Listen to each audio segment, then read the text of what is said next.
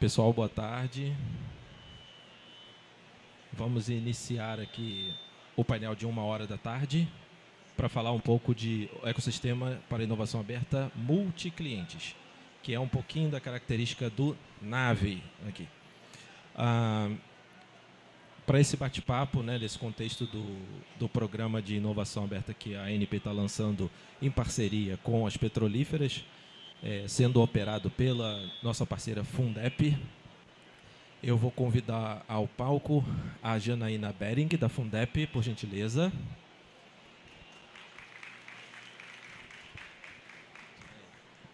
Nossa parceira. Leandro Rossi, do Mining Hub, para trazer a experiência do setor da mineração com inovação aberta.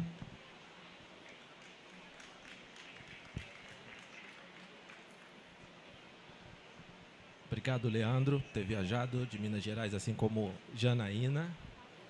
E vindo de São Paulo, Portugal, não sei mais de onde, do mundo, Renata Ramalhosa, da Betaí.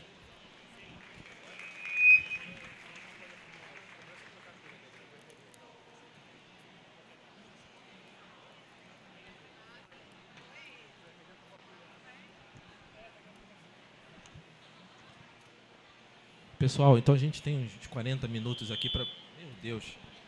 Uns 40 minutos aqui para bater um papo sobre ecossistemas de inovação aberta e, fundamentalmente, com essa característica de multiclientes, né? Em que a Ana Casaca pôde, aqui na apresentação dela, no keynote dela, falar um pouco das vantagens que ela enxerga, né, como a empresa Galp enxerga, de ter um programa onde... tem diversas empresas que atuam como concorrentes, né, muitas vezes, atuando em colaboração num programa de inovação aberta para contratar startups para resolver seus desafios tecnológicos, estratégicos. Então, eu vou começar aqui pela Janaína. Como eu disse, nossa parceira, né, a Fundep, firmou um acordo de cooperação este ano com a ANP e pôde dar vida ao NAVE. Então, tem várias pessoas com essa camisa do NAVE aí, um QR Code atrás para cadastrar quem tiver interesse de saber mais sobre o programa. Nós vamos estar enviando informações específicas para quem se cadastrar. E, Janaína, a Fundep, ela apareceu para a ANP muito também já de um contato prévio das próprias petrolíferas que fizeram um scouting e chegaram à Fundep como um player importante, atual, que reúne essas condições de conversar com diversos atores, né? Atua na gestão de recursos públicos também, e integra um ecossistema bem vultuoso em volta do mover, né, com várias linhas temáticas. Então, queria que você contasse um pouco da experiência da Fundep em relação a inovação aberta e gerenciamento, né, criação e gerenciamento de ecossistemas desse gênero, com essa característica de parcerias. Por gentileza. Bom dia a todos. Primeiramente, eu gostaria de agradecer à ANP e às petrolíferas por toda a confiança depositada em nosso trabalho. Esse programa que já tem pelo menos 4 anos, né, que está sendo desenhado. E nós, de fato, estamos muito felizes com esse nascimento do que nós consideramos uma grande oportunidade para toda a cadeia. A Fundep completa 50 anos no próximo ano. Nós temos hoje mais de 3 mil projetos ativos, temos a ordem de 4 bilhões em gestão e inovação aberta é um dos grandes pilares nos quais a gente atua. E temos trabalhado nos últimos anos, principalmente, em grandes programas para o desenvolvimento de cadeias produtivas inteiras. Então, nós temos o programa Mover, que nasceu como uma evolução do Inovar Alto, depois virou Rota 2030, e fechamos um primeiro ciclo de 5 anos já com resultados palpáveis desse grande programa de inovação aberta que mudou a lógica, né, de todo o desenvolvimento da competitividade nacional no que diz respeito à soberania mesmo do país no desenvolvimento das suas tecnologias, também na substituição de componentes importados. O programa Mover, ele tem hoje grande parte da cadeia automotiva envolvida, não apenas as montadoras, mas todos os sistemistas que são fornecedores de peças e componentes da cadeia. E nós temos hoje, né, com esse novo ciclo que se inicia, após passar um primeiro ciclo de projetos de menor vulta, né? Menor vulta, nós estamos falando 2 a 5 milhões, nós estamos lançando também editais. Foi lançado no dia 24 de julho agora, com a participação do nosso vice-presidente, o Geraldo Alckmin, um projeto de 270 milhões, um projeto estruturante, de fato, para toda a cadeia. Então, esse é um dos programas, né, desses 3 mil projetos que nós atuamos, onde nós já vemos, né, como eu disse, resultados palpáveis sendo colhidos, e que é o que nós esperamos daqui a 5 anos também estar trazendo grandes exemplos, né, de projetos nesse nível, né, que podem mudar, de fato, nesse formato de competição, multiclientes, trazendo as startups e também, por que não, as ICTs no desenvolvimento de soluções conjuntas para toda a cadeia. Muito obrigada mais uma vez por essa oportunidade. Estamos muito felizes, né, muito empolgados para o que vem por aí. Legal, Janaína. Obrigado por ter trazido também já essa palavrinha ICT. A gente comenta mais sobre isso no programa Nave. Tem um QR Code aqui para quem está no presencial também, se quiser escanear por aqui fica mais fácil. Essa questão da gestão dos recursos, do crescimento da Fundep nessa atuação de apoio, né?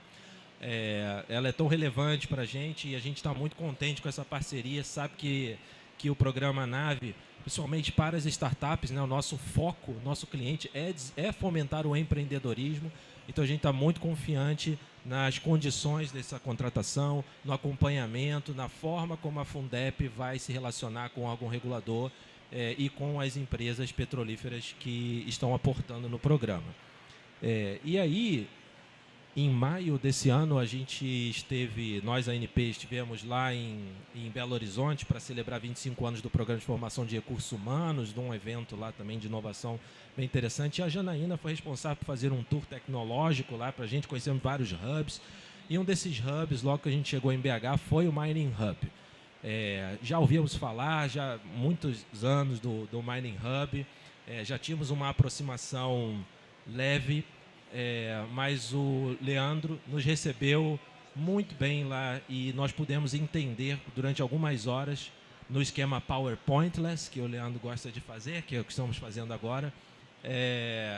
Explicou para a gente um pouco das operações, né, Leandro, diretor de operações do Mining Hub, explicou um pouco das operações e quantas lições aprendidas nós tiramos daquele encontro para trazer para a construção do Nave também, né? E para aplicar no nosso dia a dia. Então, Leandro, para esse primeiro momento, queria que você explicasse para o público um pouco sobre o que é o Mining Hub, que atores que reúne, porque ele, a meu ver, né, nós estamos iniciando um programa de inovação aberta, o Mining Hub já com alguma estrada. Então, além das mineradoras, né, vocês vão ver os atores da cadeia de serviços envolvidos também. Quem sabe o Nave chega lá também. Essa nave vai pousar perto da cadeia de serviços. Então, Leandro, se você puder explicar um pouquinho? Claro. Primeiro, a satisfação, obrigado. Uma boa tarde para o pessoal que está nos acompanhando. A gente sabe que num evento deste tamanho, né, a escolha de onde vocês estão aqui acompanhando é um processo de escolha e a gente fica muito satisfeito de vocês estarem aqui nesse pequeno tempo que a gente vai ter de compartilhar algumas ideias. Como dito, né, Tiago, eu sou o Leandro Rossi, sou o diretor executivo do Mining Hub e hoje eu venho tangibilizar e aterrissar esse projeto Nave, diferente de maio, como a gente já estava, dá um orgulho muito grande, eu acho que é um caminho muito legal. Eu acho que o grande ponto quando a gente tem setores que têm um perfil semelhante, nós estamos falando de mineração, com o setor de óleo e gás, capital intensivo, grandes players, etc., a gente tem que ter essa troca de experiência e benchmark para no final do dia a gente conseguir acelerar e não passar por todo o processo, né? O Mining Hub começou de uma conversa isolada e eu acho que esse que é um dos grandes pontos interessantes. Tem a moda da inovação aberta, cada vez tem uma moda, o setor do lado está fazendo, eu quero também, o outro está funcionando, eu vou também. E aí começaram algumas empresas, ao todo foram 8 a 9 empresas. O que você está fazendo daí de inovação aberta? O que você está fazendo daqui? Vamos reunir aqui na minha empresa, a gente compartilha. Agora vamos na sua no mês que vem. E a gente chegou e falou assim, cara, peraí, vamos fazer uma coisa junto? Bom, o Mining Hub saiu assim, literalmente dessa lógica, isso no final de 2018. A fundação foi no início de 2019. Então a gente é um hub setorial hoje, dá um orgulho danado dizer, com 5 anos e meio de existência, mais de 15 ciclos de aceleração, quase 1.060 startups de fato cadastradas e que viveram o ecossistema, não é aquela coisa, passou na porta, ganha o cadastro, vira estatística, não. Essas empresas passaram por programas, passaram por scouts, passaram por análise, podem não ter sido selecionadas, mas entenderam aquela lógica. E eu costumo dizer assim, o que o Mining Hub tem que fazer é não atrapalhar. A gente otimizar e fazer isso acontecer já é um ponto desse processo. Tivemos 3 fases muito claras, que é outra coisa que vocês já vão romper interessante. Vocês vão ter 2, pelo menos. É a primeira fase, que é aquela fase do euforismo, aquela que todo mundo quer. A empresa do lado quer também, eu quero também. Mas por que você vai? Não sei, mas o outro foi, eu vou também. Então vamos embora. E aí a gente sai de 0, chega a 20 mineradoras rapidinho. E aí começa aquela euforia, né, da inovação, é sexy, é o primeiro ano, etc. Tá, mas e aí, o que nós vamos fazer com isso? Como é que vai? E aí a gente tem uma etapa que vocês não vão passar, que foram 2 anos de pandemia, que foi uma segunda janela muito forte. E a gente estava vindo numa crescente muito interessante. Mas eu gosto de contar uma história do propósito da lógica do Mining Hub. E a gente veio entre 2 eventos muito fortes para o setor de mineração, que foram 2 grandes acidentes, 2 grandes tragédias de rompimento de barragens, em 2015 e o outro em 2019. E esse segundo acidente na barragem de Brumadinho, ele aconteceu uma semana depois do Mining Hub estar inaugurado. Então, na hora que o Mining Hub inaugura, a gente fala, putz, super pauta positiva, legal, o setor apanha pra caramba, vamos embora. Então, uma semana depois, a pior tragédia da história. Eu falei, agora acabou, né? Fechou, decreta. E esse foi um movimento interessante ao contrário. O Mining Hub foi um ponto de encontro para conversas de assuntos não sensíveis. E a gente descobriu, não adianta a barragem do vizinho cair e eu achar que eu estou aqui tranquilo, não. Cara, vai avacalhar para todo mundo. Então, esse lugar reforçou muito o ponto de encontro e conversa. Então, hoje, se a gente tem um acidente que ali vai dirigir uma política de segurança que vai mudar no Canadá, na Austrália e, no final do dia, no mundo todo. Então, a gente descobriu que o Mining Hub virou um ponto muito interessante, ao invés de ser destruidor desse ambiente favorável de inovação aberta, de catalisador para a gente sentar e conversar. Conversar o quê? O que era relevante para o setor. Aí vem outro ponto muito legal e interessante, que a gente começa assim, recebendo vários benchmarks de setores nessa terceira etapa pós-pandemia. E aí alguns setores perguntando, pô, a gente veio conversar, a gente queria entender como é que funciona o Mining Hub, como é que tá? Eu falei, cara, é o contrário. A gente está começando a ser benchmark, um setor que é supostamente fechado, antigo, grandes empresas, etc. E a gente começa... Tem alguma coisa errada. Deixa eu entender esse negócio. Na terceira vez, assim, deixa eu entender isso um pouco melhor. E aí eu acho que essa curva de aceleração, que eu acho que é o nosso papel hoje, estar junto com vocês para que a gente consiga fazer com que vocês acelerem mais esse processo. E acho que a Fundep é o grande cupido nesse meio do caminho, que você conhece as 2 realidades e vai trazer. A gente viu que o setor pode ter diversas dificuldades, mas ele tem um ponto que é muito favorável. A gente tem um espaço de cooperação muito grande. A gente tem assuntos sensíveis que não vão ser tratados em inovação aberta, mas se outros setores têm dificuldade de arrumar assuntos que sejam de cooperação, a gente tem de sobra. Opa, daí faz sentido você ter 5 anos, 15 ciclos, 1.060 startups, mais de quase 400 milhões de inovações surgidas que geraram ou redução de custo, ou custo evitado, ou de fato otimizações. Então, você tem muitos exemplos. Por quê? Porque a gente tem uma área de contato, de cooperação muito grande. Barragem é um assunto sensível? Todo mundo tem. Todo mundo quer resolver. Então, por que a gente não senta e otimiza e trabalha junto? Então, assim, desde a exploração mineral até lá na frente, como é que a gente vai a mercado, logística, o go-to-market, você tem um potencial muito grande de cooperação. Eu acho que esse é o pano de fundo. E vocês têm esse pano de fundo muito interessante. Assuntos sensíveis, pelo próprio nome, são mais difíceis de serem tratados. Mas na hora que você olha para o poder do setor, que tem um volume grande de temas e assuntos, que a gente pode falar assim, cara, aqui a gente consegue colaborar, esse foi um dos grandes viradas de chave que a gente achou. E a partir daí você começa a fazer o que o Mining Hub tem que fazer, que é não atrapalhar. É simplesmente fazer essas pontas se conectarem, priorizar e pensar. Então, acho que é um pouco desse contexto para a gente começar a nossa conversa e depois a gente entra em mais detalhes. Mas uma satisfação e obrigado mais uma vez pelo convite. Obrigado, Leandro, por essas explicações iniciais sobre o Mining Hub, realmente tornando-se benchmarking. Interessante, né? A gente acabou de falar um pouco com a Janaína sobre a aproximação do ator de políticas públicas, de atores governamentais, o Mining Hub surgindo, né? E próximo do NAB surgindo aqui como também, né, fruto de uma política pública. Aí vem o Mining Hub, que é o interesse simplesmente do negócio mesmo, né? O negócio se reuniu sem nenhuma política pública incentivando, mostrando diversos caminhos e possibilidades, né? Independente do poder público. E aí, em junho desse ano, a ANP esteve num evento no Energy Showcase em Florianópolis, promovido pela Associação de Empreendedores Tecnológicos de lá, daquele ecossistema, e um evento muito marcante para tratar de energia, e eles pediram nossa participação lá, entendendo que a cláusula de PDI da ANP está muito inserida nesse contexto, né, porque a gente olha a ANP, óleo e gás, biocombustíveis, né, mas a cláusula de PDI, ela está hoje financiando muito fortemente a transição energética, fontes de novas energias, e eles quiseram entender esse papel da ANP lá, e foi assim que a gente conheceu a Betaí, no evento, para falar um pouco sobre a criação de ecossistemas, muito próximo do que com a cláusula de PDI da ANEEL. Na verdade, que acho que era o grande protagonista daquele evento, era a cláusula de PDI da ANEEL.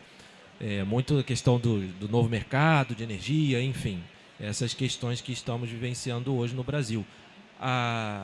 E aí, em conversas com a Betaí, pós-painel, que a gente compartilhou lá, a gente pôde ver a experiência da Betaí também próxima à criação de programas de inovação aberta de empresas, né, como a Galp, por exemplo, que acabou de falar aqui.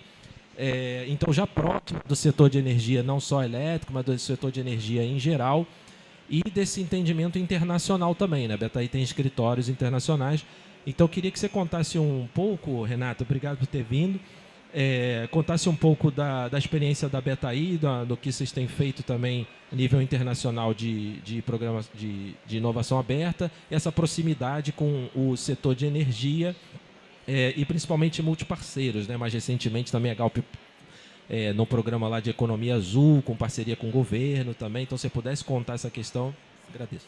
Olá, boa tarde a todos. Tiago, muito obrigada pelo convite e por esta correria para chegar até aqui. O espírito olímpico. Exato. A Betaí é uma consultoria, está fazendo um pouco de... Obrigada. Alô? Melhor assim. A Betaí é uma consultoria global de inovação colaborativa. E a palavra colaborativa é importante aqui, porque ela é muito conectada com aquilo que é o nosso painel hoje, que é de multi-clientes, multi-parceiros, não é? Então, como é que nós trabalhamos não só para uma empresa, ou para um Estado, ou para uma cidade, mas para um ecossistema de empresas para alavancar um setor ou para resolver um problema planetário, não é? Nós, quando falamos em transição energética e descarbonização da nossa economia, é para, efetivamente, trabalharmos em conjunto. Nós estamos em Lisboa, Boston, Bruxelas e aqui em São Paulo. Aqui em São Paulo abrimos em 2019 e temos trabalhado em todo o mundo muito o setor de energia elétrica, mas também petróleo e gás, sempre com este viés da transição energética. E a questão de multiclientes para nós é muito, muito próxima. Nós temos, há cerca de 8 anos atrás, lançámos o grande programa global de inovação aberta para o setor de energia, que se chama Free Electrons. É um programa que já teve 10 utilities de 10 países diferentes que atuam no setor elétrico a trabalharem em conjunto desafios comuns ou complementares e a alavancarem o ecossistema de startups.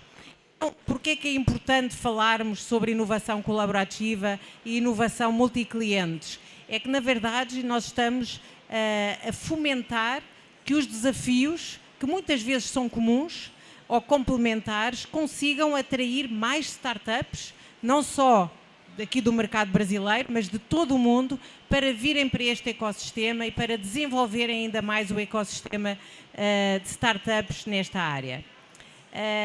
Também queria dizer que, obviamente, a parte da economia azul, que você falou, Tiago, é muito importante.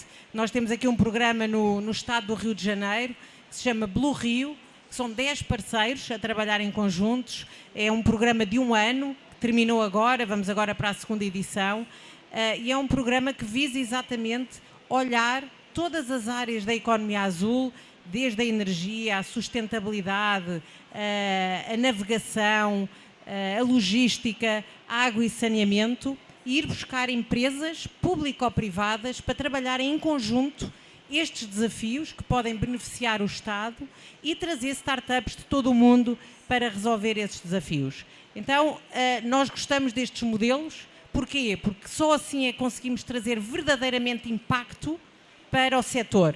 E quando nós queremos alavancar o setor de petróleo e gás no Brasil, que é com certeza um dos mais desenvolvidos do mundo, esse ecossistema deve estar a trabalhar em conjunto e conectado com o resto do mundo. Não só para levar startups brasileiras para outras partes do mundo, que também trabalham o petróleo e gás, mas que também startups de todo o mundo possam vir para cá e fazer provas de conceito, pilotos, projetos com as empresas de petróleo e gás aqui no Brasil. Então, não sei se para iniciar, acho que... Excelente, Renata. A gente entra mais nessa questão a Galp falou da internacionalização, a gente pode falar um pouquinho daqui a pouco sobre soft landing. Queria voltar para você, Janaína. A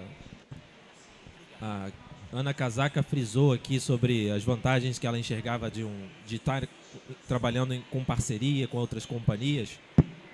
Ela frisou muito a visão da startup também, né, de estar numa vitrine, já ali com mais chances de contratação o Rafael falou da infraestrutura disponível para ele testar o desenvolvimento tecnológico.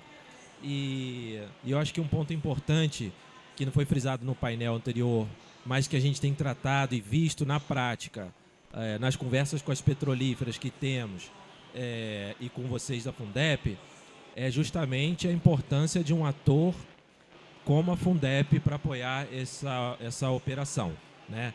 Então, por exemplo, lá o Mining Hub, né, operando, fazendo essa conexão entre as empresas e as startups.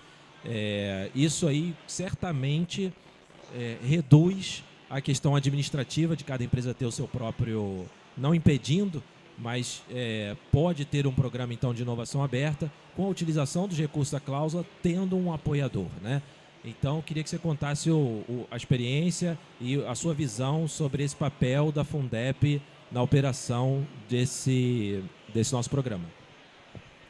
Ter uma instituição que ela é imparcial, né, e que ela tem a capacidade de receber recursos públicos e privados para o desenvolvimento de soluções, eu acho que traz um grande ganho em todo esse processo, que é o que a gente tem visto em outros programas que nós coordenamos, esperamos trazer esse aprendizado também para o NAVE, porque nós conseguimos trazer toda a transparência que é necessária para gerir um recurso público, fazendo as prestações de conta que vão atender não só às exigências, né, da cláusula de P&D da ANP, como também de cada uma das peculiaridades das empresas petrolíferas.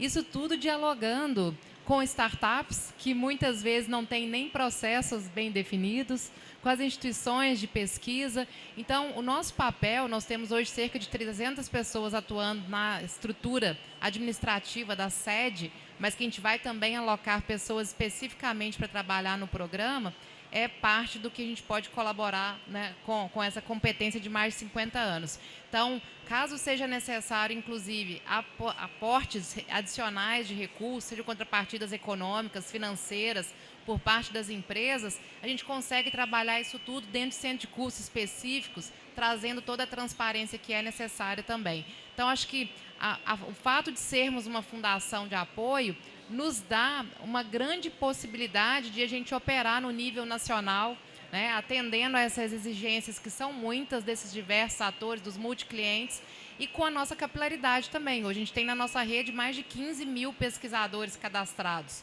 Então, isso nos dá uma capilaridade para que a gente consiga aumentar as chances, né, de ter uma solução para os desafios tecnológicos que vão ser postos. Então, em toda essa rede colaborativa, seja de pesquisadores ligados às universidades, ou seja de startups, né, porque a gente também tem fundo de investimento em startups, a gente vai conseguir trazer uma maior assertividade para o programa e temos certeza que vamos colher bons frutos. Já no primeiro ano de operação, a gente já começa a ver grandes resultados para serem aplicados nessa lógica de capacitação também de fornecedores, né, novos fornecedores que entram nessa cadeia. Legal, Janaína. E a gente está muito nessa fase da euforia mesmo, Leandro. Então, assim, a gente está muito animado, né?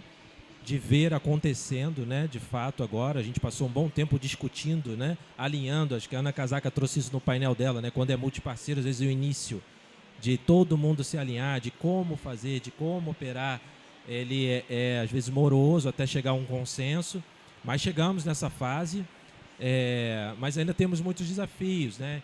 Então a gente pretende em breve falar sobre os desafios tecnológicos, de fato divulgar e soltar o edital, né? Para seleção dos projetos, seleção das startups.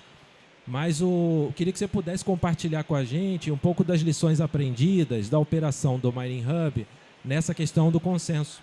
Porque são 20 mineradoras, são 20 tantas empresas da cadeia de serviço e chegar a um escopo de contratação, do que vai ser lançado para captar negócio. Você falou de vários temas transversais, isso é mais fácil, né, de ser comum, de achar, mas mesmo assim, né, imagino que de 40 atores sejam muitos desafios, é preciso ter um filtro.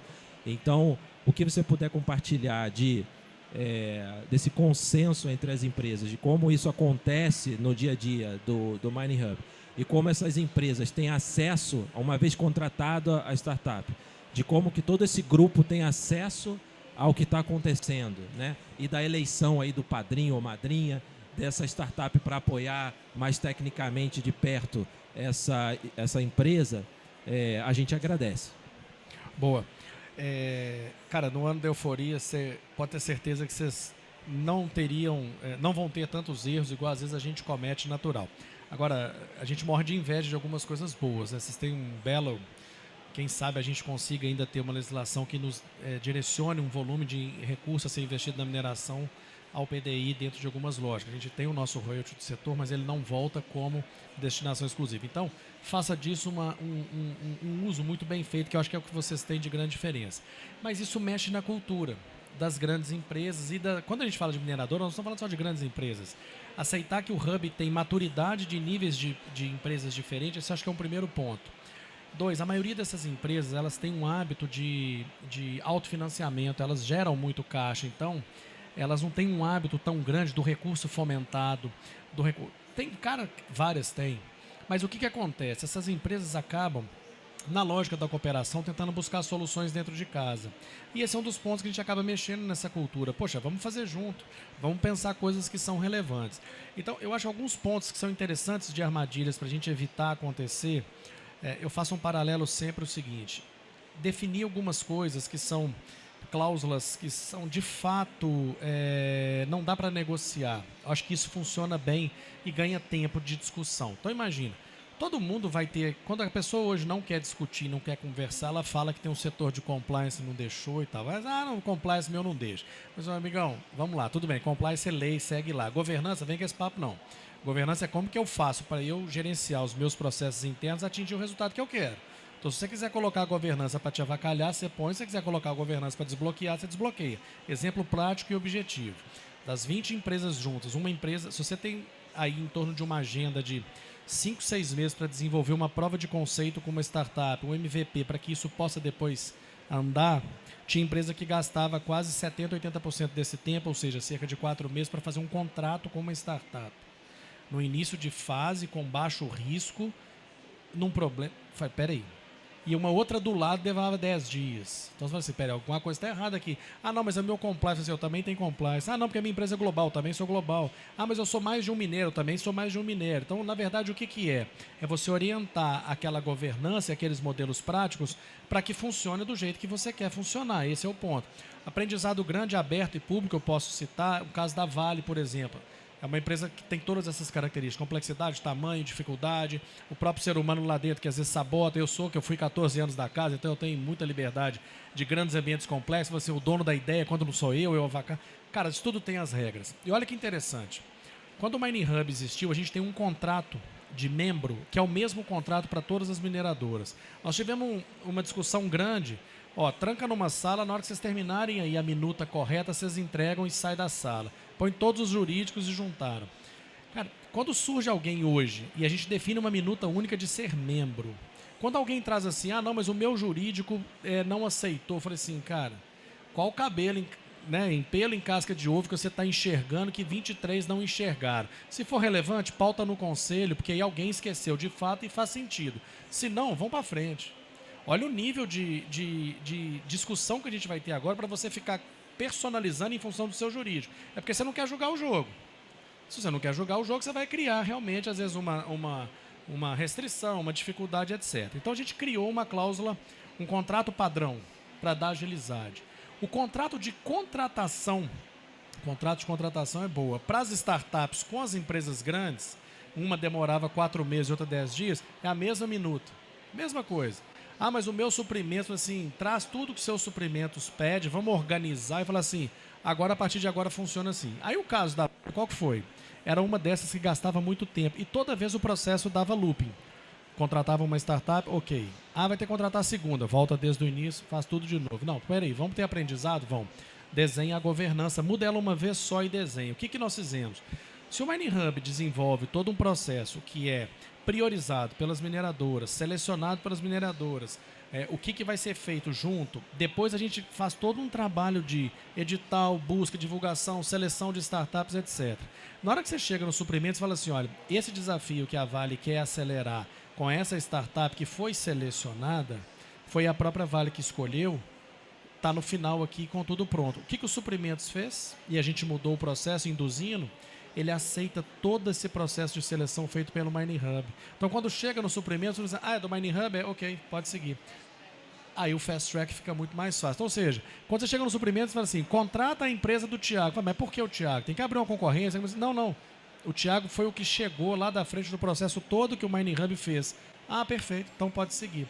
Olha como isso gera aprendizado, você faz isso uma vez, você mexe na governança, empurra, gasta energia para gastar, mas depois acabou, vira processo. Então, sai de uma 90 dias de contratação para 10 dias, isso acelera muito o processo. Então, eu acho que esse é um grande ponto, criar esse arcabouço de governança e incomodar esses processos. Agora, por ser inovação aberta, tem um ponto que é muito interessante, nós não estamos tratando de assuntos sensíveis.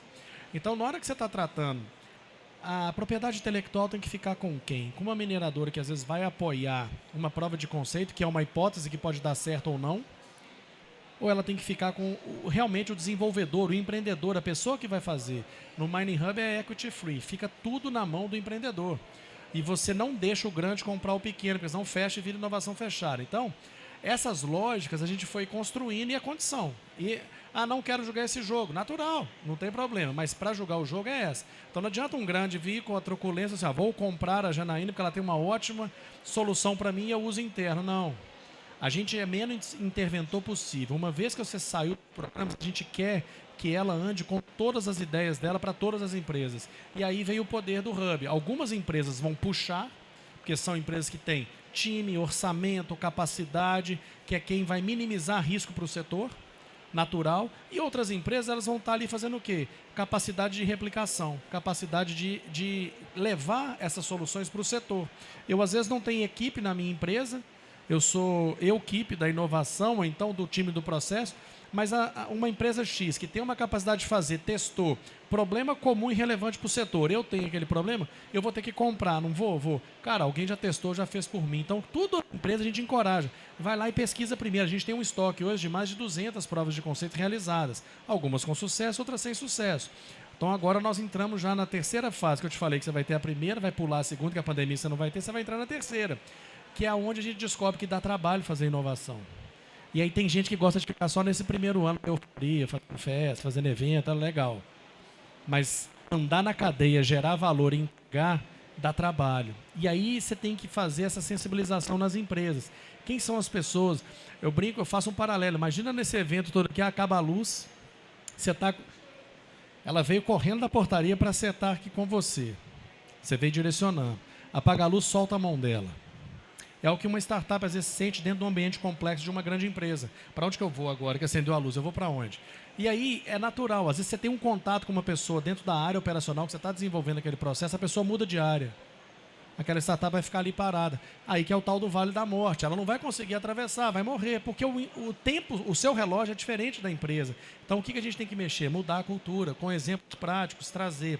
Então acho que esse é um ambiente que a gente... E no final do dia a gente descobre uma coisa que é muito legal, e aí a gente segue com outros exemplos, que as mineradoras entre si começam a cooperar.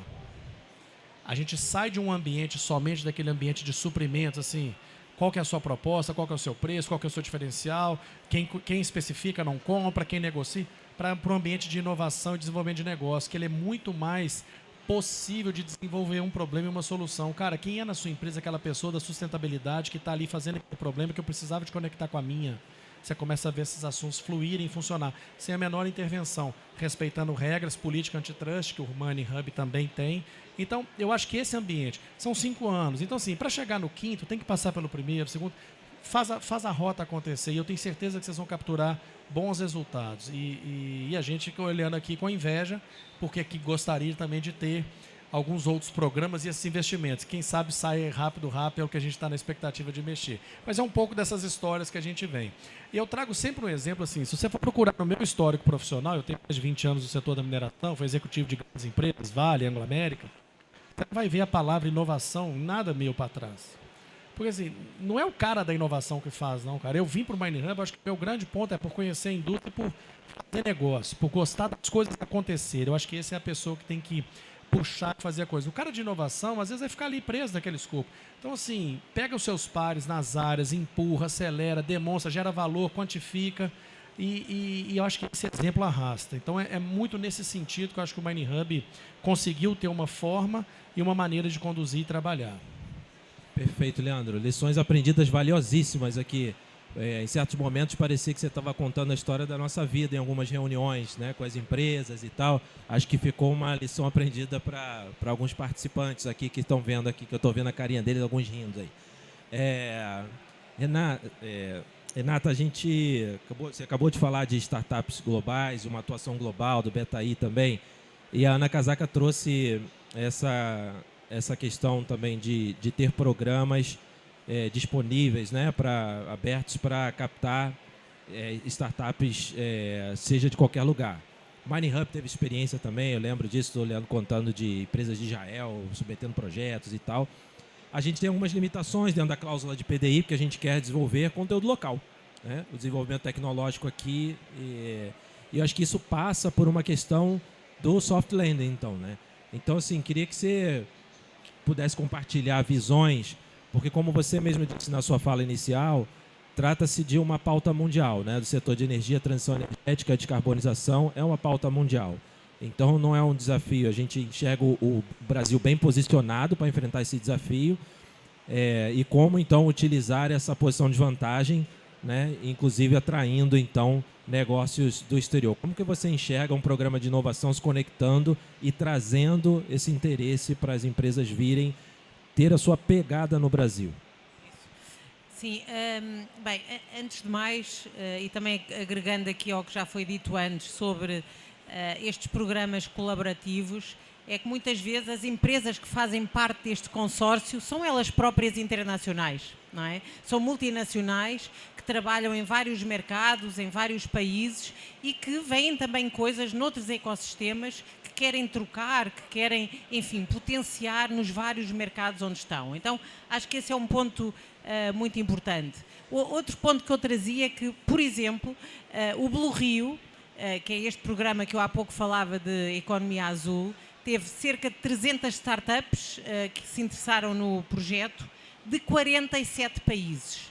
Então, esta ideia de que o mundo não olha para o Brasil é erradíssima, não é? Quando nós vimos 47 países, startups de todos estes cantos do mundo a quererem trabalhar com as empresas e com as organizações brasileiras no desenvolvimento de POCs, de provas de conceito, para resolver esses desafios, então há um interesse grande do ecossistema global de startups em trabalhar com o ecossistema brasileiro.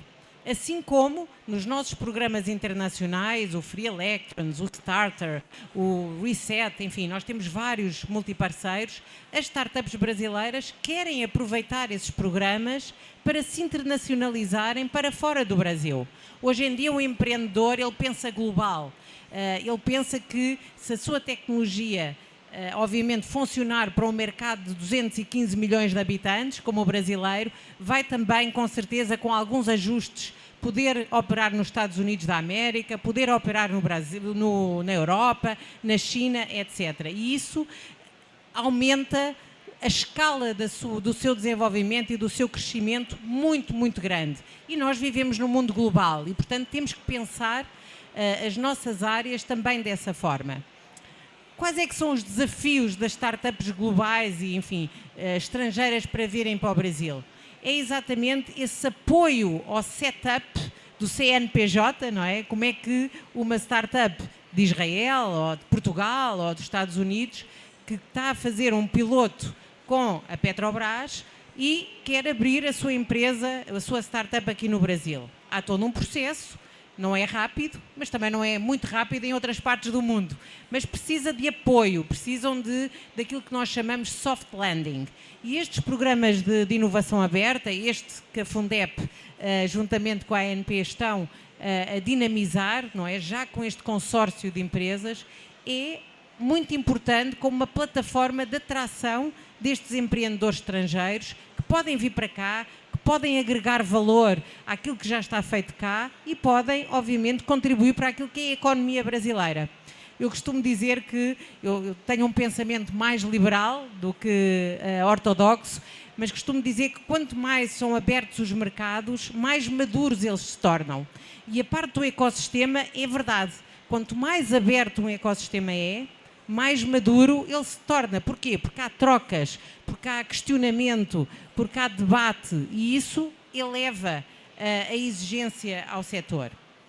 Outro ponto que eu gostava também de falar tem a ver com esta ideia de que tanto a ANP, e aí falo muito da nossa experiência do PID-ANEL, tem sido muitos anos a investir em pesquisa muito sólida, não é? Hoje em dia o Brasil, a nível de petróleo e gás e de muitos outros setores, é number one a nível de ciência, a nível de pesquisa, mas como é que nós convertemos mais essa pesquisa para o mercado? E isso é essencial se nós queremos efetivamente que o Brasil seja líder de mercado de tecnologias limpas, líder de mercado em nature-based solutions ou qualquer outras áreas. E para que isso aconteça, temos que trabalhar com outros, temos que abrir muitas vezes aquilo que nós estamos a fazer, porque se calhar uma universidade no UK está a fazer algo que pode agregar e alavancar rapidamente essa ciência para o mercado. Portanto, nós também trabalhamos nisso, esta ideia de science to market, como é que nós olhamos um portfólio de projetos de P&D e juntamente com startups, muitas vezes deep techs, conseguimos alavancar esse P&D para vir com soluções para o mercado que possam efetivamente resolver os desafios da indústria. Hoje em dia, cada vez mais precisamos de alargar o nosso funil de startups. Toda a gente trabalha com as mesmas. Todo o mundo quer investir nas mesmas startups. E então, nós precisamos de alargar este funil e isso faz de duas maneiras. Uma, abrindo o mercado. Vamos trazer startups de fora. Vamos exportar as nossas startups para fora. E, por outro, vamos criar programas de aceleração em que possamos trabalhar com os estudantes, universidades, com a academia, para transformar este conhecimento que está ali nestas instituições em algo que possa funcionar para o mercado e que possa efetivamente resolver o grande desafio que nós temos hoje em dia no nosso planeta, que é baixar a nossa temperatura e fazer com que consigamos sobreviver muito mais anos. Perfeito, Renata. Tocou em pontos que nós estamos discutindo dentro do NAVE, né? De como estabelecer parcerias também para atrair esse público internacional, para apoiar, como foi dito antes em painéis anteriores, adensar aqui no setor de energia as startups que possam oferecer soluções tecnológicas, né? E aí também você falou num ponto interessante, o Science to Market, né?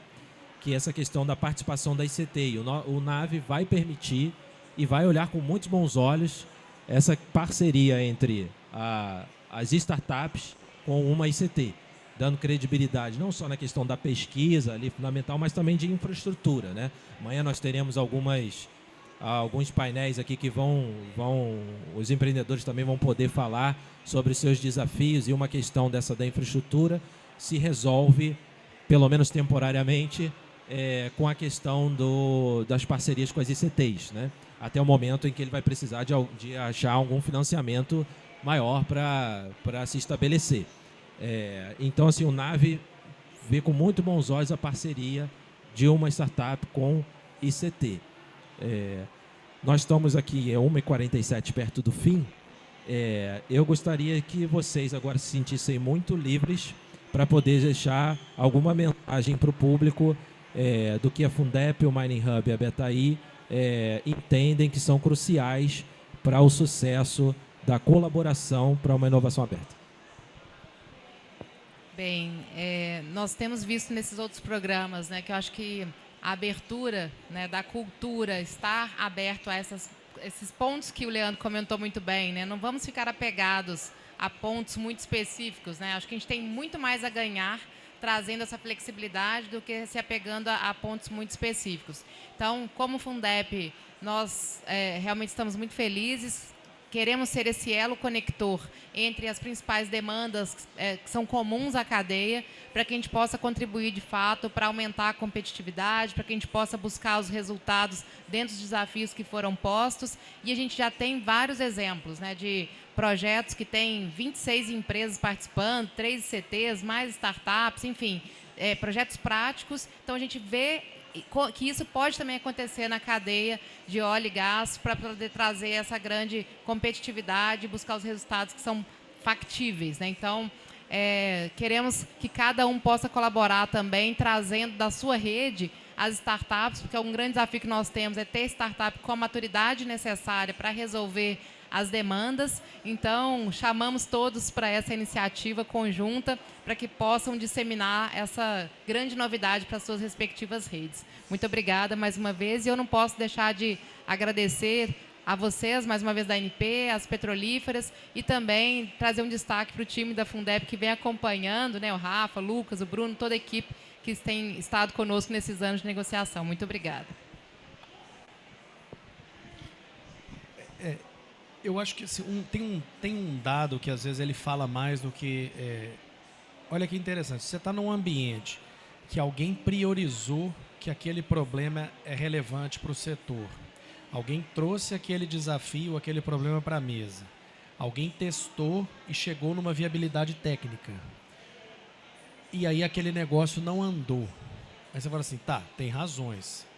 Mas hoje isso é pesquisa, é dado. Cerca de 30% do estoque de provas de conceito nosso foram priorizadas, pedidas, feitos, aprovadas tecnicamente, e não foi. E aí vem um ponto que para o lado das grandes empresas, essa fala muito, que é da inovação. A gente gosta, né, de cooperar, de fazer, mas tem um outro C que eu acho importantíssimo, que é o C da coragem. Esses 30% estão lá parados, e aí essas startups, elas vão fugir de setor e vão para outro setor, porque as cabeças boas não vão ter a oportunidade, ela vai embora. Então, eu acho que a coragem de fazer, de desafiar o status quo, nós não estamos falando aqui de rebeldia, mas de empurrar, de fazer, eu acho que esse é um ponto fundamental para que esse ecossistema funcione. Então, assim, na hora que a gente tem soluções aprovadas tecnicamente, por que não andam, é o C da coragem. A gente se esconde atrás de várias desculpas em cima dele. O meu orçamento de produção eu tenho que entregar esse ano, o meu budget cortou, eu não tenho...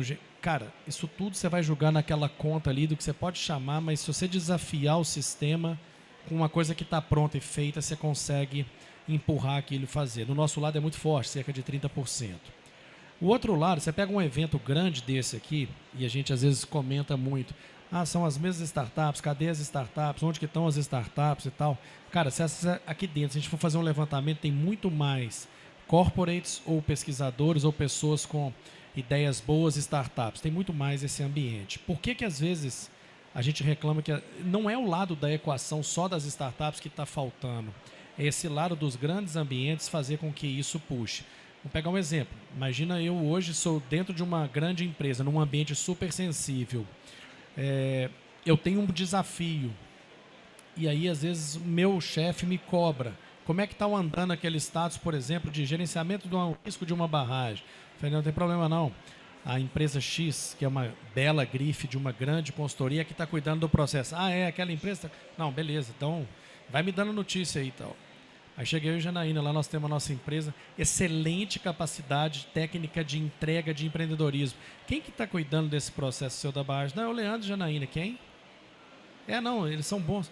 Cara, então a gente internamente em ambientes complexos, a gente procura pôr a bundinha lá na parede, se proteger do risco e falar assim, eu quero que tem grife ali, me dá conforto. E às vezes a gente tem que desafiar.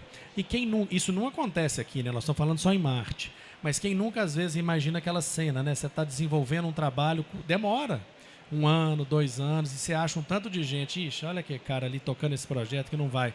Depois que deu certo, você vai receber um tanto de abraço no corredor, falando assim, eu te dava apoio desde o início, eu sabia que ia dar certo. Guarda essa coleção, não vai à forra não, mas esse C da coragem para o lado das grandes, faça isso acontecer. E para o lado das startups, embalem melhor, embalem aquela solução técnica, não se apaixone só pelo lado técnico, crie o business case para que internamente ajude a vender e a facilitar. Eu acho que esse é um grande ponto para os dois lados aí que eu gostaria de deixar para vocês. Obrigado mais uma vez pelo convite, as portas estão abertas e quem sabe daqui a pouquinho a gente está trocando muito mais figurinha e a gente aprendendo com vocês também o quanto antes, tá bom?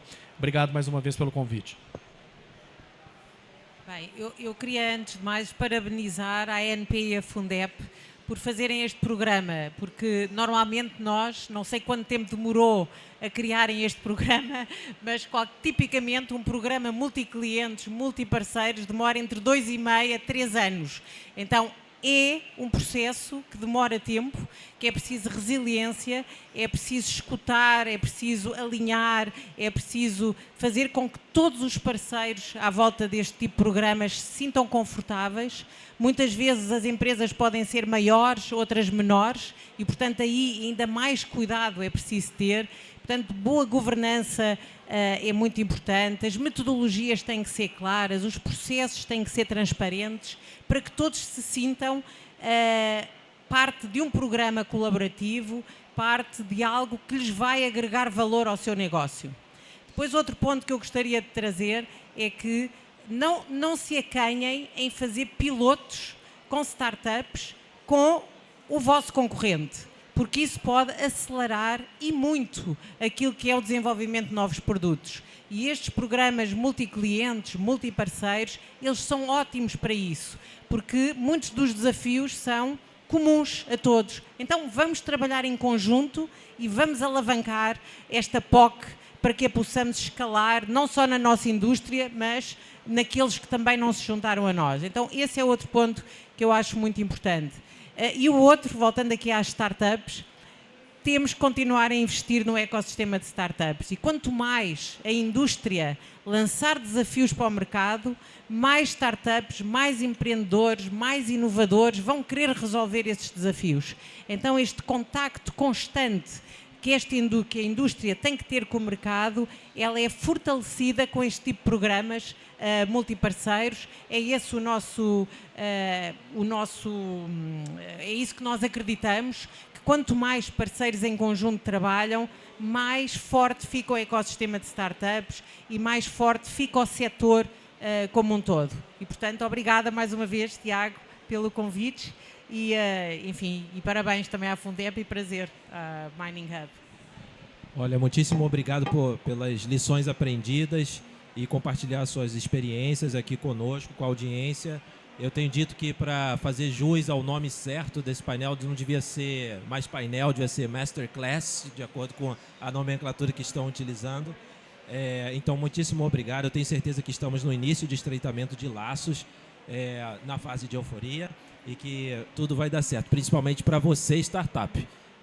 Entre no link aí, escaneie, conheça o Nave, converse com as pessoas que estão com a camiseta, que eles vão poder explicar melhor para vocês o programa. Muitíssimo obrigado e vamos seguir para um próximo painel sobre os desafios tecnológicos em programas de inovação aberta. Então, mais uma vez, obrigado, pessoal. Uma salva de palmas para os nossos convidados.